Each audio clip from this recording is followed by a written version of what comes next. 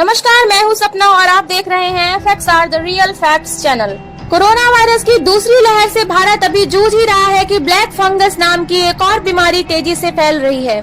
लेकिन इस महामारी के फैलने के पीछे एक चौंका देने वाली वजह सामने आई है।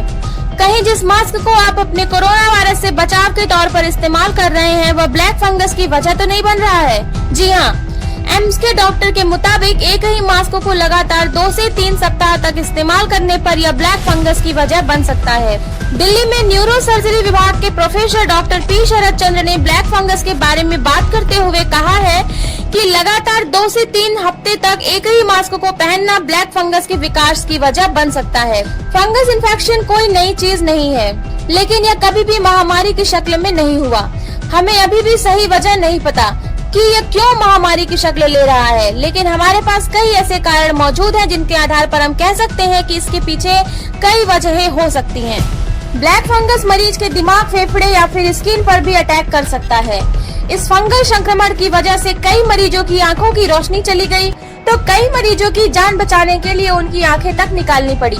ब्लैक फंगस की वजह से कुछ मरीजों के जबड़े और नाक की हड्डी गलने की भी शिकायतें सामने आ रही हैं। यानी ब्लैक फंगस मुख्य रूप से उन लोगों को प्रभावित करता है जिन्हें पहले से कई तरह की बीमारियां जैसे डायबिटीज आदि हैं और वो उस बीमारी की दवा ले रहे हैं और उन्हें कोरोना वायरस संक्रमण की वजह से लंबे समय तक आईसीयू में भर्ती रहना पड़ता है।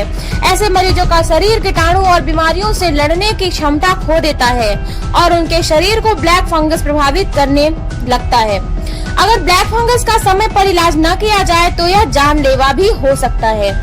आइए अब हम बात करेंगे ब्लैक फंगस के लक्षण और उनसे बचने के उपायों के बारे में। कोविड-19 से ठीक होने के बाद अगर नाक बंद होने की समस्या हो तो जरूरी नहीं कि ये बैक्टीरियल साइनोसाइटिस ही हो, यह ब्लैक फंगस भी हो सकता है, इसीलिए जांच करवाना ना भूलें। बीमारी का पता लगने के लिए जरूरी जांच और टेस्ट करवाने में पीछे न रहें। ब्लैक फंगस बीमारी का अगर शुरुआत में पता चल जाए तो इलाज संभव है, इसीलिए जहां तक संभव हो बीमारी का पता लगाने में देर ना करें। अगर आप डायबिटीज के मरीज हैं तब भी और आप कोविड-19 बीमारी के बाद अस्पताल से डिस्चार्ज हुए हैं तब भी अपने ब्लड ग्लूकोज के लेवल को नियमित रूप से जांचते रहें। डॉक्टर की सलाह पर सावधानी से स्टेरॉइड का इस्तेमाल करें। इसे लेने का सही समय, सही डोज की जानकारी होना जरूरी है। अपने मन से एंटीबायोटिक और एंटी फंगल दवाइयों के सेवन न करें।